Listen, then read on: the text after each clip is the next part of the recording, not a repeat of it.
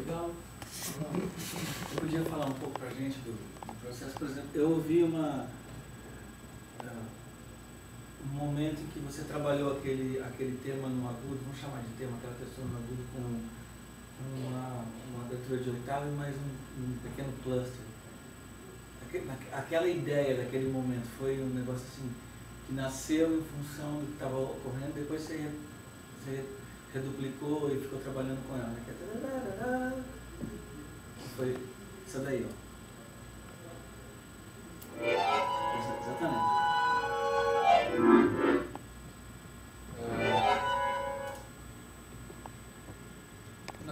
Esse timbre é uma gravação de piano de um amigo meu, que está tocado ao contrário.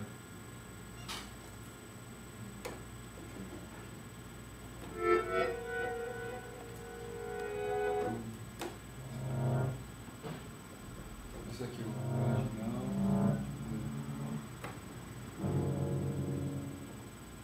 Tá. E não sei, os timbres eu vou, quando eu vou criando, eu vou vendo também jeitos de tocar. Esse, por exemplo, essa coisa, fazer como se fosse um gesto mais geral, que tá. não é necessariamente Não, eu nunca pensei em nota. Uhum. Pensei mais Justamente, é um gesto, uma sequência de texturas. E quanto que você acha que você tem de controle? Da ideia, eu acho que tem controle da ideia, controle do dispositivo, ou isso não é relevante? Essa é uma pergunta meio complicada, eu acho. Acho que uma das coisas legais de trabalhar com improvisação é abrir mão um pouco do controle e da autoria. Prestar atenção no que está acontecendo, quando a improvisação é coletiva, no que os outros elementos estão trazendo para você e tentar fluir junto, né? Então, às vezes, quando o controle é muito teu, aqui tocando sozinho, tem muito efeito que eu uso que tem parâmetro alocado aqui no controlador, então eu tenho como mudar, mas a princípio eu não sei exatamente qual é o resultado que vai ter. Por exemplo, tem um efeito chamado pitch.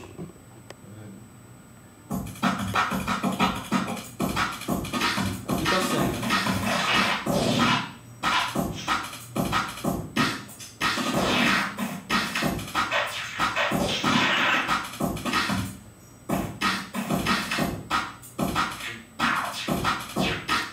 Pegando certas partes do compasso e vai repetindo, e quando ele repete ele tira o que era para estar tocando na hora e vai mudando. E aqui tem alguns parâmetros de onde começa, onde termina, quanto que baixa no pitch, essas coisas que eu então, mas você não fica preocupado, você não fica preocupado em controlar, mas você tem uma relação muito próxima do som, você ouve e tenta naquele momento achar. Então eu não diria que está discutindo a ideia, eu não diria que é um controle macroestrutural, é um controle microestrutural, quer dizer, e bem reativo, vamos dizer assim. O que você acha, Tuti?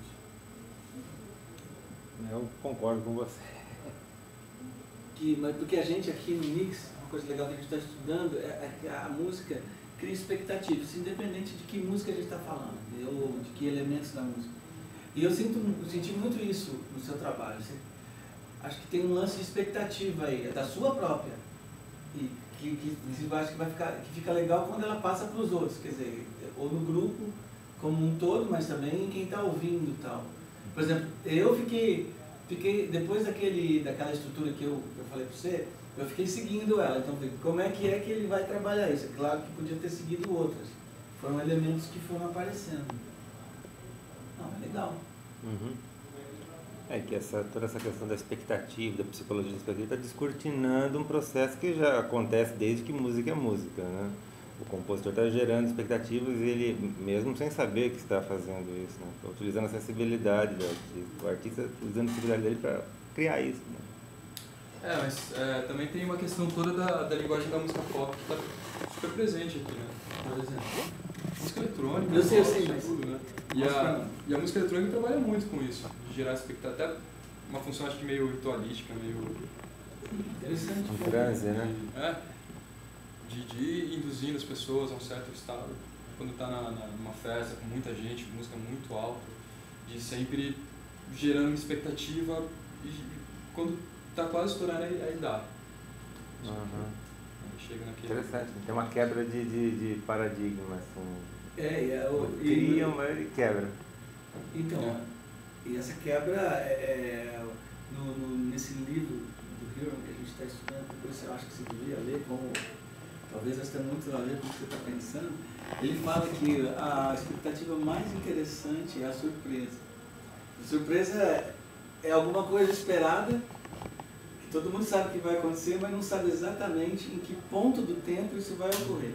Quando ela ocorre, você tem um total realimentação, você tenta reavaliar todos os elementos cognitivos que estavam seguindo o padrão. Uhum. Interessante. Eu acho que sim. Não entendi essa questão de tentar reavaliar isso. Porque depois que ocorre a surpresa, você tem um pós-processamento informacional no cérebro, que você tenta reavaliar. Então, se a coisa quebrou aquela ideia que estava vindo de um certo ponto de vista, nessa ideia da psicologia da expectativa, você faz uma reavaliação. E essa reavaliação pode ser não prazerosa, ou seja, você não gostou, ou pode ser prazerosa. Então, quando a avaliação é prazerosa, eu disse que a valência é positiva. Então, isso reitera o prazer, então aumenta uma resposta positiva emocional. E quando a avaliação não é prazerosa, que também pode ser uma avaliação, você tem uma coisa mais negativa, ou seja, eles chamam isso de valência positiva e valência negativa. É interessante.